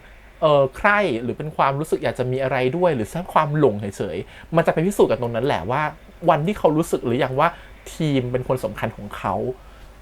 เช่นการทีมก็ถูกดีไซน์ตัวละครขึ้นมาเหมือนกับว่าเป็นแบบอินโนเซนต์เนาะเด็กใสๆที่แบบว่าถูกแบบรุ่นแบบเขายังไม่รู้ว่าความรักคืออะไรไม่รู้ว่าจริงๆมันคืออะไรขนาดดูคลิปโปก็ยังรู้สึกว่าเอ้ยนี่แบบฉันไม่เคยดูสิ่งนี้มาก่อนแล้วก็เกิดอารมณ์ขึ้นมาขนาดแบบเธอทุกคนเกิดอารมณ์ขนาดไหนขนาดต้องน้ำล้างหัวฉันก็ไม่เคยเจอเหมือนกันนะฮะต้องแบบดับความร้อนในตัวนะฮะแล้วจะถูกเฮียวินเข้ามาเฮียวินก็คือเจนศึกเนาะฮะเห็นทีมแป๊บเดียวจับตรงนั้นหน่อยก็รู้ทันทีว่าเอ๊ะเธอต้องอะไรแน่ๆนะคืออารมณ์แบบนึกถึงเราเป็นเฮียวินเราคงไปเจอเราคงจะไม่ได้คิดเรื่องนั้นน่ะเนาะแต่พอเห็นแล้วปุ๊บไปคิดเรื่องนั้นเฉยเลยว่าเอ๊ะจับแบบนี้เธอต้องอะไรหรือเปล่าอะไรอย่างนี้ก็เป็นคนเจนศึกประมาณนึงนะฮะพอเห็นแล้วก็ไปกระตุ้นนะคะจับหน้าน้องจับหัวน้องแล้วก็จูบน้องเฉยเลยนะฮะอันนี้ไม่มีคอนเซนต์ด้วยนะครับไม่ได้ขอน้องก่อนเลยเข้าไปจูบน้องก่อนนะฮะด้วยความที่แบบอยากจะจูบน้องนะฮะดีน้องไม่ต่อยก็บุญแล้วนะคะแต่ดันน้องนั่นเคลิ้มน้องนั่นชอบเคลิ้มขนาดที่ว่าพี่ชวนเข้าห้องก็ไปตรงนี้ก็คือแบบว่าทำไมถึงเป็นแบบนั้นเรายังไม่แน่ใจว่าทำไมตัวละครของทีมมันคิดแบบนั้นทำไมทีมมันถึงเคลิ้มง่ายขนาดนี้นะฮะถ้ามองแบบนี้มันมองได้2แบบเนาะคือด้วยตัวละครทีมมันใส่มากแล้วมันกำลังถูกพี่คนหนึ่งล่อลวงอยู่นะฮะอันนี้เรียกว่าการล่อลวงนะคะนี่คือถ้ามองเป็นโรแมนติกไทยก็คือมันโรแมนติกมากๆนะครับที่ความรักของตัวละคร2คนมันจะเกิดขึ้นกันนะคะระหว่างวินกับทีมแต่ถ้ามองเป็นเหมือนกับแบบคนนอกนี่มันไม่โรแมนติกนะนี่มันมีความแบบว่าพี่ใช้อะไรบางอย่างล่อลวงน้องอยู่พอสมควรนะฮะมันมีความแบบนั้นอยู่นะเพราะว่าน้องค่อนข้างอินโนเซนต์แล้วน้องก็ไม่เข้าใจว่าสิ่งที่มันเกิดขึ้นกับตัวเองคืออะไรนะฮะแล้วพี่ก็คือล่อลวงน้องก็แบบถ้าอยากจะเข้าใจก็มาที่ห้องชั้น4อะไรแบบนี้นะฮะแล้วก็มีการจูบเปิดด้วยนะครับเพื่อให้น้องรู้สึกว่ามีอารมณ์ร่วมเลยเหมือนกับการเปิดหรือปลดล็อกอารมณ์แล้วพอพามาถึงในห้องเนี่ยถ้าจะบอกว่าทีมมันโตแล้วพอจะเข้าใจแล้วแหละเรื่องแบบนี้นะครับก็อาจจะอธิบายแบบนั้นได้ว่าจริงๆทีมมันก็สมยอมเนาะแต่ถ้ามองในอีกมุมนึงบางทีเด็กๆตอนนั้นเราคงไม่รู้หรอกว่าความรู้สึกแบบนี้มันเรียกว่าอะไรแต่เราก็อยากจะลองมันก็จะเป็นการที่ถูกพี่คนนึงแบบใช้อารมณ์หรือความรู้สึกบางอย่างที่จะล่อลวงความรู้สึกของเราให้รู้สึกว่าเราอยากจะมีอะไรกับเขาตอนนี้ซะเหลือเกินเพราะว่าพี่เขาแบบยั่วมาสักขนาดนี้แล้วยั่วจะไม่ยั่วได้ไงจับหน้าจับตัวแบบปล่อยลมหายใจข้างหูคือแบบในอารมณ์แบบนั้นนะกินเหล้าด้วยเนาะมันก็จะมีความรู้สึกแบบเซ็กส์คือให้กินเหล้าไม่เมาแต่มันจะมีความแบบกลุ่มมันจะมีความแบบเวลาเรากินเหล้านิดนึงมันจะมีความเคลิ้มอยู่นะครับผมก็รู้สึกว่าจริงๆแล้วมันก็ถ้ามองในมุมที่ไม่โรแมนติกไทยมันก็คือแบบมองในมุมว่ารุ่นพี่กำลังจะใช้สกิลของตัวเองหรือใช้ทักษะหรืออะไรของตัวเองในการที่จะล่อลวงน้องคนนึงอยู่เหมือนกันแต่ถ้ามองในความโรแมนติกและมองว่าวินจริงๆมันก็เขาก็ไม่ได้อะไรขนาดนั้นหรอกเขาก็ดีที่เรื่องพยายามจะทำให้วินมองภาพนี้ที่มันดูดีขึ้นถ้าเขาไม่ใส่พวกนี้มาเลยนี่จะแย่ทันทีนะเขาให้วินมีความที่เหมือนกับถามน้องก่อนเมาหรือเปล่าน้องเป็นยังไงนะรู้สึกยังไงตอนนี้รู้หรือเปล่าว่าอยู่ห้องใครรู้หรือเปล่าว่าอยู่กับพี่วินนะฮะอย่างน้อยคือให้มีสติแหละว่ารู้หรือเปล่านะครับผมเพื่อจะเช็คสติน้องว่าโอเคไหมรู้เรื่องไหมนะครับผมเพราะฉันไม่อยากมีอะไรกับคนที่เมาและฉันไม่อยากมีอะไรกับคนที่มีแฟนแล้วนะครับก็เลยถามว่าตกลงมีแฟนหรือยังนะครับผมซึ่งจริงๆแล้วฉันไม่อยากยุ่งกับคนที่เมาฉันไม่อยากยุ่งกับคนที่มีสติฉันไม่อยากยุ่งกับคนที่มีแฟนแล้วนะครับผมจริงๆก็เหมือนจะครบเนาะจริงๆมันก็เหมือนไม่ครบเนาะจริงๆมันต้องเหมือนกับว่าเราต้องมีอะไรกับคนที่เขาพร้อมจะมีกับเราหรือเปล่าแต่เหมือนกับว่าเขาเช็คด้วยความเป็นสติแทนไงสติตอนนี้คือน้องพร้อมจะมีอะไรกับพี่แล้วฉันก็เลยโอเคน้องเซย์เยสฉันก็เซย์เยสอะไรอย่างเงี้ยแต่จริงๆมันก็คือขาดความเป็นแบบคือเรามองในมิติของถ้าเป็นรุ่นพี่รุ่นน้องเนาะบางทีเราจะมองว่าแบบนี่มันรุ่นน้องนะแล้วตอนนี้รุ่นน้องเขากำลังเป็นอารมณ์แบบเนี้ยเป็นเราคงจะไม่ฉวยโอกาสที่น้องกำลังมีอะไรแบบเนี้ยความรู้สึกแบบเนี้ยตอนนี้หรอกเราคงจะรอกว่านี้หน่อยอะไรเงี้ยแต่ด้วยความที่ตัวละครมันถูกดีไซน์มาว่าด้วยความที่วินทีมันรวดเร็วอยู่แล้วนะครับผมตั้งแต่ในตอนที่เป็นได้เดฟฉะนั้นมันก็คงจะเกิดโมเมนต์แบบนี้ขึ้นมาโดยที่ตัวทีมก็ไม่ทันตั้งตัวเหมือนกันแต่ส่วนหนึ่งก็มาจากที่ทีมก็ยอมรับให้เกิดสิ่งนั้นด้วยความที่เขาก็บอกแล้วว่าทีมมีสติทุกอย่างนะพี่ไม่ได้ล่อลวงน้องนะอะไรแบบนี้นะครับผมมันก็ถือว่าพี่ก็ถามน้องแล้วอะไรแบบเนี้ยก็ถือว่าพอเรื่องมันเกิดขึ้นมาความรัก2คนมันก็เลยเหมือนกับก่อตัวโดยที่ไม่รู้ตัวนะครับผมแล้วก็จากการที่มีอะไรกันครั้งแรกแต่ส่วนหนึ่งมันก็ถูกบรรยายมาตั้งแต่ต้นแล้วแหละว่าจริงๆแล้วพี่วินก็แอบมองทีมอยู่ตลอดเวลานะครับผมแอบมองแบบว่า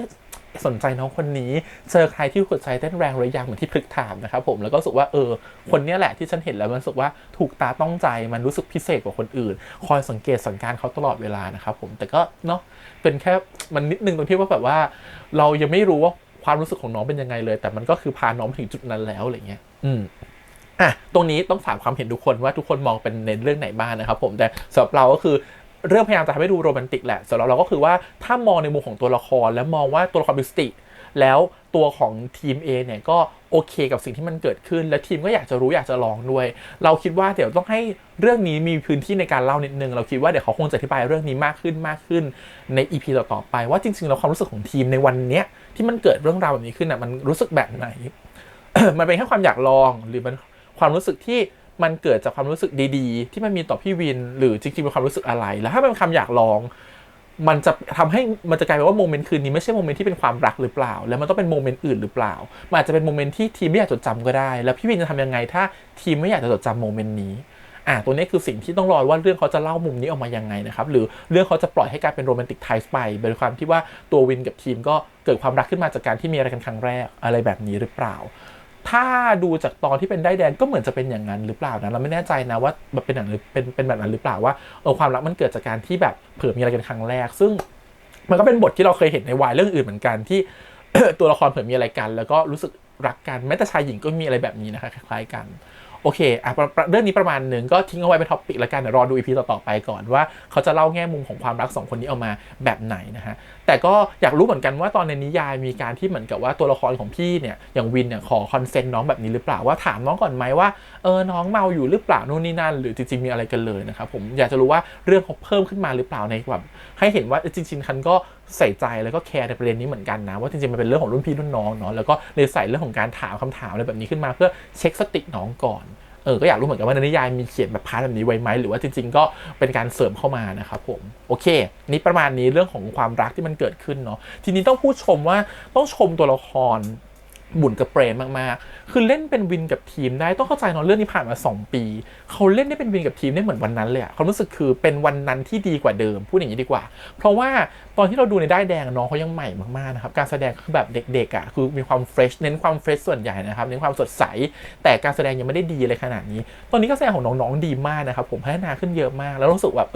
มันทำให้รู้สึกว่าเฮ้ยนี่คือการแสดงนี่คือการที่น้องเขาแสดงจริงๆแล้วแล้วมันทำให้รู้สึกว่าเฮ้ยน้องเล่นได้ถึงอารมณ์ของหลายๆโมเมนต์เหมือนกันเราเชื่อในสายตาของวินที่มองน้องทีมมากขึ้นมากกว่าตอนที่เราดูวินทีมในตอนที่เป็นได้แดงอะไรเงี้ยรู้สึกคือโมเมนต์หลายๆอันแล้วสำหรับเรารู้สึกว่าน้องเขาปั้นมันขึ้นมามันพยายามมากๆเพื่อจะเล่นซีนนั้นให้ได้ดีที่สุดเท่าที่จะทำได้แล้วสำหรับเรารู้สึกว่าเป็นความสมบูรณ์ของวินกับทีมในช่วงเวลาที่เหมาะสมถ้าเราทำเรื่องนี้ตอนที่เรื่องที่ได้แดงจบแล้วทำเลยเราอาจจะไม่เห็นการแสดงของบุญกับเปรมในเวอร์ชั่นแบบนี้เรารู้สึกว่าเขาได้ผ่านประสบการณ์มาประมาณนึงได้เล่นอะไรบางอย่างมาฝึกการแสดงมากขึ้นจนมาถึงเรื่องนี้สำหรับเรารู้สึกว่านอกจากเขาซิงโครกันมากขึ้นนะระหว่างบุญกับเปรมนะรู้สึกว่าการแสดงเขาก็คมขึ้นด้วยชัดขึ้นด้วยเราเห็นสายตาเขาเราเข้าใจตัวละครเขามากขึ้นเราเข้าใจแบ็กกราวด์เขามากขึ้นนะฮะไม่ใช่แค่รู้สึกว่ามันเป็นสายตาที่เลื่อนลอยเหมือนแต่เดิมแล้วแต่เราเข้าใจว่าตัวละครคิดอะไรมากขึ้นจากการที่เขาถ่ายทอดออกมาที่แบบแค่เขานั่งนิ่งๆสายตาที่เขาคิดอะไรแบบเนี้ยยิ่งเป็นฉากที่เหมือนกับวินคุยกับน้องวิวอะไรเงี้ยรู้สึกคือแบบเราเห็นความอบอุ่นออกมาจากสายตาที่เขามีต่อน้องซึ่งสำหรับเราสึกว่าน้องเขาเล่นตาได้ชัดขึ้นน้องเล่นแบบเล่นอะไรได้ชัดขึ้นมากๆจนสำหรับเราสึกว่าแค่ต่อไปถ้าเป็นซีนอารมณ์ต่อไปเราคงรู้สึกว่าเราคงแบบมีความหวังที่เราจะได้เห็นซีนอารมณ์แบบปังๆระหว่างวินกับทีมที่มาจากบุญกับเปรมมากยิ่งขึ้นอะไรเงี้ยทำออกมาได้ดีเลยนะครับสำหรับเราถือว่าน้องพัฒนาขึ้นเยอะมากแล้วก็ต้องชมว่าบิ๊กหุ่นของเปรมก็เหมาะกับเป็นนักกีฬาว่ายน้ำมากขึ้นด้วยนะครับผมรู้สึกว่าตอนที่เราดูของเปรมในบทของทีมตอนที่เราดูในตอนได้แดงรู้สึกว่านี่หุ่นแบบนี้คือนักกีฬาว่ายน้ำจริงหรออะไรเงี้ยแต่พอมาอยู่ในเรื่องนี้รู้สึกว่าเฮ้ยนี่มันแบบเฟิร์มมากขึ้นดูดีมากขึ้นรู้สึกน้องก็พยายามทำสิ่งนี้มาให้ดูแบบว่ามันเหมาะกับที่จะเป็นบทของทีมขึ้นมาจริงๆอย่างเงี้ยรู้สึกมีความพยายามในการที่จะตั้งใจที่จะให้บทนี้ออกมาดีที่สุดมากๆเคยเห็นว่าน้องเขาก็แบบดูเป็นแบบหุ่นนักกีฬาเลยนะครับยิ่งตอนจับแบบราวบันไดรู้สึกว่าหุ้ยนี่แบบหุ่นนักกีฬาแล้วการที่แบบว่ายน้ำไปฟรีสไตล์คือสวยมากรวมถึงการกลับตัวอะไรเงี้ยดูมีความแบบพื้นฐานของการว่ายน้ำที่แบบไปเรียนมาฝึกซ้อมมาอย่างดีเงี้ย ถือว่าตรงนี้ถือว่าชมเลยนะครับว่าดูแบบรู้เลยว่าน้องพยายามกันแค่ไหนรู้สึกว่ามันคือแบบ2 ปีที่รอคอยน้องเขาคงอยากทำให้มันดีที่สุดอะรู้สึกว่าเขาปั้นมันออกมาได้ดีมากๆทั้ง2 คนเลยแบบในหลายซีนเนาะซึ่งก็ต้องชมว่า EP 1เป็น EP ที่โชว์บุญกับเปรมเยอะพอสมควรแล้วก็โชว์ในหลายๆด้านนะครับให้เราเห็นแบ็กกราวด์ตัวละครที่เราไม่เคยรู้จักเขามาก่อนนะฮะทำให้เรารู้สึกว่าเราหลงรักตัวละคร2 คนนี้มากยิ่งขึ้นมากกว่าตอนที่เราดูได้แดงเนาะก็ต้องยอมรับว่าตอนได้แดงเราโฟกัสกับดีนพามเป็นส่วนใหญ่เนาะซึ่งส่วนของโอมกับฟุกไม่ต้องพูดถึงเลยนะครับ2 คนนี้เล่นเข้าขากันมาหลายเรื่องแล้วก็เล่นออกมาได้ดีมากๆยิ่งเป็นฉากที่เหมือนกับแค่จ้องตากันแล้วร้องไห้คือตั้งแต่ตอนที่แบบโอมเห็นฟลุกแล้วตอนที่สระว่ายน้ำหรือว่าที่แบบเป็นบทของดีนที่ต้องเห็นพามคือแค่เห็นน้ำตาก็ปริ่มแล้วคือแบบเก่งมากคือปั้นกันดีมากแต่ไม่ต้องใช้เวลานานเท่าไหร่นะครับเบื้องหลังแต่รู้สึกว่าน้องทำฉากนี้ออกมาได้ดีมากแล้วแค่เห็นสายตาก็รู้แล้วว่ามันรู้สึกถึงอะไรบางอย่างที่มันมีความผูกพันต่อกันยิ่งเป็นฉากแบบตอนเอาถั่วนี่คือแบบโอ้โหเป็นฉากเก็บถั่วที่แบบซึ้งตาตรึงมากรู้สึกว่าแค่จ้องสายตากันและใช้การแฟลชแบ็กแต่ตัวละครมันไม่ได้แฟลชแบ็กเนาะตัวละครเขาต้องเล่นแบบเห็นกันแล้วเขาต้องร้องไห้เขารู้สึกคือแบบเล่นกันดีมาเก่งมากๆเลยแบบเชื่อมือเลย2 คนนี้ทั้งโอมแล้วก็ฟลุกรวมถึงตัวละครประกอบอื่นๆนะครับมีสีสันเพิ่มขึ้นเยอะมากนะฮะไม่ว่าจะเป็น ABC เนาะที่ออกมาเนี่ยก็คือช่วยให้เรื่องมีสีสันมากขึ้นแล้วเดี๋ยว B เขาจะมีคู่ของเขาไหมคู่ของเขาเนี่ยก็คือน้องเบนซ์นะครับผมB เนี่ยเขาจะมีคู่ของเขาเหมือนกันนะครับเป็นในเรื่องนะครับก็ต้องรออยู่เบนซ์จะเป็นตัวละครลับจะไม่ออกมานะครับผมแล้วก็สำหรับเรา ABC เข้ามาทำให้เรื่องมันดูกลมกล่อมขึ้นนะไม่ได้ออกมาแย่งซีนหรือทำอะไรแต่ทำให้เรื่องมันดูมีมิติมากขึ้นกลมกล่อมมากขึ้นเอามาทำให้เรื่องมันแบบถูกเบรกดาวอารมณ์อะไรบางอย่างไปด้วยนะครับแล้วก็ช่วยให้กลุ่มเพื่อนของวินแบบกลุ่มเพื่อนของทีมมันมีสีสันมากยิ่งขึ้นตรงนี้ทำออกมาได้ดีในการดีไซน์บท ABC รวมถึงแซมมี่นะครับผมในบทของมะนาวเนาะแล้วก็พฤกษ์นะครับผมก็เราจำได้เนาะคู่นี้เขาแบบมีความรักกันอยู่แล้วชอบที่แบบวิธีทำให้คนจำได้เร็วๆแล้วบทแบบมีพื้นที่ในการเล่าไม่เยอะนะก็ทำให้2 คนเนี่ยล้มแล้วก็ประคองกันเลยให้รู้สึกเป็นโรแมนติกซีนเลยนะครับเป็นเหมือนกับว่ารักแรกพบอะไรแบบนี้ไปเลยนะครับผมซึ่งก็ช่วยได้ดีมากๆทำให้เราเก็ตตัวละครทันทีว่า2 คนนี้ต้องคู่กันและ2 ตัวนี้เคยมีโมเมนต์ด้วยกันมาแล้วอะไรอย่างเงี้ยทำให้รู้สึกว่าเขาเก่งมากที่ทำให้บอสตันกับแซมมี่แบบดูแบบมีเคมีต่อกันได้ภายในแบบไม่กี่นาทีอะไรเงี้ยเจ๋งดีก็ถือว่าเป็นเครื่องมือที่เอามาใช้ได้ดีรวมถึงว่าบทของพี่บอสตันเนี่ยในบทของพี่พฤกษ์เนี่ยก็มากขึ้นแต่ก่อนมากกว่าตอนที่ดูได้แดงด้วยเพราะว่าด้วยความที่ตอนได้แดงเนี่ยมันโฟกัสกับเรื่องครอบครัวฝั่งทีมพามซะเยอะอยู่พอสมควรแต่นี่มาโฟกัสกับการที่มันเป็นแบบทีมว่ายน้ำเนาะเพราะฉะนั้นบทของพี่พฤกษ์ก็ถูกปูขึ้นมาให้เยอะขึ้นนะครับผมรวมถึงแบบบทของมะนาวที่ยังเป็นคนแบบบทที่น่ารักเหมือนเดิมนะครับที่อยู่กับเพื่อน2 คนเนาะกลายเป็นบทแบบคุณแม่ของน้องทีมไปเรียบร้อยแล้วนะครับผมก็น่ารักดีเนาะชอบที่เหมือนกับว่าเป็นแบบป้าม้าอะไรอย่างนี้แล้วก็ยังไม่ทิ้งความเป็นทีมที่เรานึกถึงความเป็นทีมที่เรารู้สึกตั้งแต่ตอนได้แดงคือเป็นทีมที่ชอบกินเขาเป็นคนที่แบบชอบกินเก่งอะไรอย่างเงี้ยนอกจากนั้นความเป็นทีมที่ไม่ทิ้งสำคัญเลยคือแก่นของตัวทีมว่าจริงๆทีมมีปัญหาอะไรในแบ็กกราวด์ของความรู้สึกตัวเองเรื่องมีความหยดขึ้นมาเหมือนกับมีฉากมันจะจมน้ำนะครับผมบางอย่างเนาะซึ่งเรื่องค่อยๆเล่าเราไม่ได้อ่านนิยายเนาะเราคิดว่าเนี่ยมันคงจะเป็นปมอะไรบางอย่างทำให้เขากลัวหรือแบบรู้สึกแบบไม่ค่อยโอเคตอนที่ต้องไปแข่งทุกครั้งมันคิดว่ามันน่ามีความจำอะไรบางอย่างฝังใจอยู่แล้วการที่เขากลัวตรงนั้นมันคือที่เขานอนไม่หลับทุกครั้งเนี่ยมันคือความรู้สึกที่เหมือนกับแบบอาจจะไม่อยากให้เหตุการณ์นั้นเกิดขึ้นซ้ำอีกแล้วที่เกิดจากการว่ายน้ำหรือเกิดจากการแข่งขันอะไรเงี้ยก็เลยกลัวมากๆว่าเมื่อเวลามีการแข่งขันเนี่ยกลัวจะเกิดเหตุการณ์นั้นซ้ำอีกก็เลยนอนไม่หลับเลยคิดว่าเป็นประเด็นที่ถูกเอามาทำให้ตัวพี่วินเข้ามามีความสำคัญเพราะว่าพี่วินอาจจะเป็นคนหนึ่งที่เมื่อเขาอยู่ด้วยแล้วสบายใจอยู่ด้วยแล้วรู้สึกว่าเขาปลอดภัยมากขึ้นแล้วเวลาที่เขาเครียดเวลาที่เขากดดันช่วงก่อนการแข่งขันนะมาถูกคลายไปเมื่อเขาอยู่กับพี่วินแต่ทีเนี้ยไม่แน่ใจว่าปมของเขาคืออะไรกันแน่นะจริงๆแล้วว่าแต่มันทำให้ถูกปูมาตั้งแต่ EP 1ทำให้เราเข้าใจตัวของทีมมากยิ่งขึ้นอะไรเงี้ยคือเราไม่รู้ว่าปมของทีมจริงๆคืออะไรนะครับผมแต่พอมันถูกวางขึ้นมาแย่เข้ามาเนี่ยมันทำให้รู้สึกว่าเราเข้าใจตัวทีมมากยิ่งขึ้นว่าอย่างน้อยมันมีแบ็กกราวด์บางอย่างแหละที่เราต้องรอดูต่อไปว่ามันคือเรื่องอะไรที่ทำให้ทีมแบบเป็นแบบนี้อะไรเงี้ยแล้วมันทำให้ทีมกลายเป็นคนที่เหมือนแบบเราว่าเขาเป็นคนที่เป็นตัวน้องเป็นเหมือนอารมณ์แบบไม่ค่อยมั่นใจเป็นคนที่เหมือนกับว่าอยากต้องการความมั่นใจต้องการความอบอุ่นจากใครสักคนหนึ่งแล้วว่ามันเป็นปมที่ถูกปูมาอยู่แล้วว่าทำไมทีมเขาถึงเป็นคนแบบนี้เขาถึงต้องแบบไปเรียกเฮียวินไงแต่จริงการที่เรียกเฮียวินก็คือวินเป็นคนสั่งให้เรียกเฮียวินนะแต่หลังจากนั้นเขาจะได้เฮียวินต่อไปทุกคืนนะครับต้องรอดูว่าทำไมถึงเป็นแบบนั้นพอดู EP หน้าก็รู้สึกแบบ ตัวละครเหมือนจะอยู่ห้องเดียวกันเรียบร้อยแล้วด้วยนะฮะมันเร็วมากทุกอย่างมันเกิดขึ้นเร็วมากแต่ก็คิดว่าเรื่องราวของ2คนนี้ไม่ได้มีอะไรหรือเป็นประเด็นอะไรสำคัญแบบมากนะครับบอกเป็นซีรีส์คอมเมดี้เนาะเพราะฉะนั้นเนี่ยเขาคงต้องเพิ่มเรื่องราวของเส้นเรื่องคนอื่นขึ้นมามากขึ้นนะครับเพื่อให้เส้นเรื่องมันเหมือนกับแบบมีหลากหลายมากขึ้นและทำให้ตัวละครมันดูกลมมากขึ้นแล้วก็เรื่องราวมันสนุกสนานมากขึ้นเพราะฉะนั้นก็เลยถูกข่างออกให้เป็น12ตอนจากการที่เสริมเรื่องราวของคนอื่นเข้ามาให้มันสมบูรณ์มากยิ่งขึ้นตัวละครนึงที่ชอบอีกตัวหนึ่งคือตัวละครตุลนะฮะเขาเข้ามาเหมือนเป็นเด็กเล่นเกมเป็นเด็กที่เหมือนกับดูติดเซ็กซ์เนาะคล้ายๆกับตัวละครปอนในบังเอิญรักส่วนเรารู้สึกว่าพอเห็นปุ๊บนี่ลิงก์ไปถึงตัวนั้นเลยและเล่นได้สุดยอดเหมือนกันด้วยนะฮะแต่ตัวละครตุลเป็นตัวละครที่แบบรู้สึกว่าเขามีมิติมากกว่าตรงที่ว่าเขาเป็นคนแบบดูแบบวางแผนกลยุทธ์เนาะดูเป็นคนฉลาดดูเป็นเพื่อนที่ฉลาดคนหนึ่งนะฮะคิดว่าเขาน่าจะเข้ามาสร้างสีสันได้มากเลยแหละในเรื่องนี้นอกจากนี้เขาน่าจะมีคู่ของเขาด้วยนะฮะคู่ของเขาก็คือเหมือนกับว่านั่นแหละคือพี่ว่านนะครับผมก็คือพี่ชายของวินนั่นเองก็ต้องรอดูว่าเขาจะมาเจอกันยังไงคู่กันยังไงอะไรแบบนี้และเรื่องนี้ถูกเสิร์ฟออกมามากน้อยแค่ไหนนะครับผมก็ต้องรอไปดูใน EP ต่อๆไปเนาะแต่ที่เราชอบคือการที่เราไม่รู้สึกว่านอกจากเรารีมายตุลในบทของปอนในบังเอิญรักเนี่ยรู้สึกว่าตุลเขาไปฟิตหุ่นมาเพิ่มนะหุ่นเขาดูดีขึ้นอย่างเงี้ยคือตอนเป็นปอนนี่ดูผอมๆแห้งๆเนาะตอนนี้รู้สึกว่าหุ่นเขาดูดีขึ้นทำให้แบบว่ามันแบบดูดีขึ้นเยอะเลยในบทของแบบการที่แบบตุลในการที่จะโทรถอดเสื้ออะไรแบบนี้ตลอดเวลาเพื่อนมาเคาะห้องอะไรอย่างเงี้ยตัวนี้ทำออกมาได้ดีมากๆชอบนะครับผมก็ถือว่าเอางี้ละกันถือว่าเป็นการที่2ปีผ่านมาถือเป็น2ปีที่คุ้มค่าของการรอคอยนะครับเพราะว่าน้องๆได้มีช่วงเวลาของการพัฒนามีช่วงเวลาของการฝึกฝนมีช่วงเวลาของการให้บทมันดูขยายได้มากขึ้นช่วงเวลาของการเอาคนที่มันเหมาะสมเข้ามาในซีรีส์เรื่องนี้ได้ดียิ่งขึ้นจนมันออกมาใน EP 1ส่วนเรารู้สึกว่ามันสมบูรณ์นะครับมันทำออกมาได้ดีในความที่มันแบบ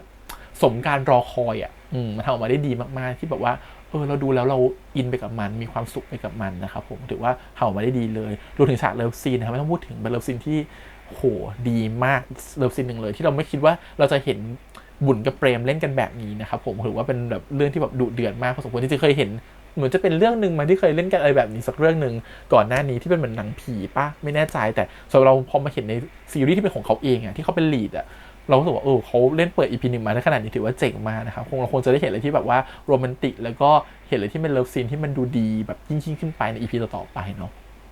แต่ก็นะครับไม่เห็น NC นะครับผมใน reaction เพราะนั้นต้องตัดทิ้งแล้วก็คิดว่าเมื่อกี้ก็เลยพูดเห็นฉากแล้วก็บรรยายไปด้วยเพื่อให้ทุกคนนึกภาพตามแล้วกันนะครับผมฟังกับเสียงเอาแล้วก็นึกภาพตา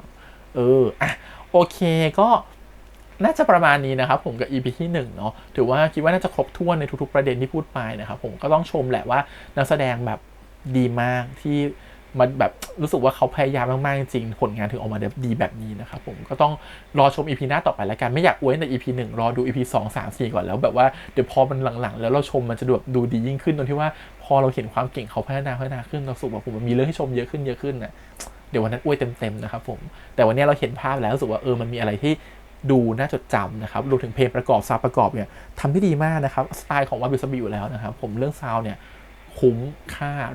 การรอคอยแน่นอนเพราะว่าแต่ละเพลงที่เขาเลือกออกมามันแบบมีอิทธิพลต่อการดูมากๆนะครับผมมันช่วยทำให้ส่งเรื่องให้มันดูดีขึ้นไปอีกนะฮะส่วนเรื่องการพากย์ต่างๆไม่ต้องห่วงเลยสวยมากนะครับผมก็ถือว่าคงความมาตรฐานวาบิสบิได้ดีรวมถึงให้เราคิดถึงแบบความเป็นด้ายแดงออกมาได้ดีมากๆแล้วก็เป็นในการที่เรารู้สึกว่าวินกับทีมที่รอคอยมาก็สมการรอคอยจริงๆนะครับผมก็ประมาณนี้กับ EP ที่1นะครับผมเดี๋ยวค่อยรอคอยกันต่อว่า EP 2เขาจะเป็นยังไงจะเข้มข้นมากขึ้นขนาดไหนจะน่ารักกันขนาดไหนกับวินกับทีมนะครับผมแล้วก็คู่อื่นที่เราจะได้เห็นในเรื่องด้วยโอเคขอบคุณนะครับผมที่ให้มาติดตามกันด้วยแล้วกันฝากกดไลค์กดแชร์กด Subscribe นะครับติดตามเสียงทาง YouTube Instagram Twitter แล้วก็ Facebook นะครับผมอย่าลืมนะครับฝากคอมเมนต์ประเด็นด้วยนะครับผมว่ามีใครชอบประเด็นไหนนะครับผมมาคอมเมนต์กันหรือว่าซีนเลิฟซีนเนี่ยทุกคนคิดว่ายังไงนะครับผมลองมาคอมเมนต์กันไว้ข้างใต้แล้วกันอยากจะฟังฟีดแบ็กจากทุกคนเนาะว่ามองว่ายังไงนะครับผมหรือทุกคนมองแล้วรู้สึกแบบไหนอยากจะฟังฟีดแบ็กทุกคนนะครับโอเคก็หวังว่าพื้นที่นี้จะเป็นพื้นที่ของคอมมูนิตี้แห่งความสุขแล้วกันนะฮะที่ทุกคนมาแชร์เรื่องความสุขกันแล้วก็เดี๋ยวมาติดตามต่อในสัปดาห์หน้าส่วนใครอยากดูย้อนหลังนะครับไปดูได้ในไอชีนะครับผมทุกๆคืนวันอาทิตย์นะครับเวลา 5:45 นะครับย้อนหลังแบบอันคัทนะครับคุณจะได้ดูฉาก NC แบบเต็มๆนะครับผมก็ไปดูกันที่ไอชีนะครับแอปพลิเคชันหรือ www.iqi.com ก็ได้นะครับผมหรือ iq.com เนาะไปกดดูได้โอเควันนี้แพมไปก่อนนะครับบ๊ายบาย